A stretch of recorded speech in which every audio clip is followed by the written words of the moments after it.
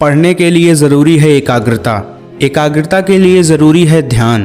ध्यान से ही हम अपने इंद्रियों पर संयम रख सकते हैं और एकाग्रता को प्राप्त कर सकते हैं। मन की एकाग्रता में ही सारा ज्ञान छिपा है।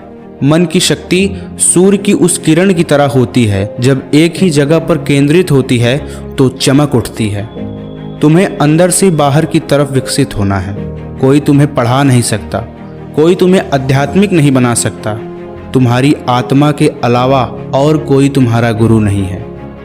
एक विचार लो, उस विचार को अपना जीवन बना लो, उसके बारे में सोचो, उसके सपने देखो, उस विचार को जियो। अपने मस्तिष्क, मांसपेशियों और नसों और शरीरों के हर हिस्से को उस विचार में डूब जाने दो और बाकी सभी विचार को किनारे रखकर उसी विचार पर अपने मस्तिष्क को केंद्रित करो।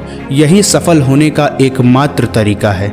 एक समय में एक काम करो और ऐसा करते समय अपनी पूरी आत्मा उस काम में डाल दो और बाकी सब कुछ भूल जाओ। पहली बार में बड़ी योजनाएं मत बनाओ, लेकिन धीरे धीरे शुरू करो।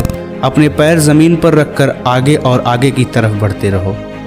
जब तक तुम अपने काम में व्यस्त रहोगे तब तक काम आसान होगा, लेकिन आलसी होने पर कोई भी काम आसान नहीं लगेगा। जिस समय जिस काम के लिए प्रतिज्ञा लो, ठीक उस समय उसी कार्य को करना चाहिए, नहीं तो लोगों से आपका विश्वास उठ जाएगा। उठो और जागो, और तब तक रुको नहीं जब तक कि तुम अपने लक्ष्य को प्राप्त नहीं कर लेते।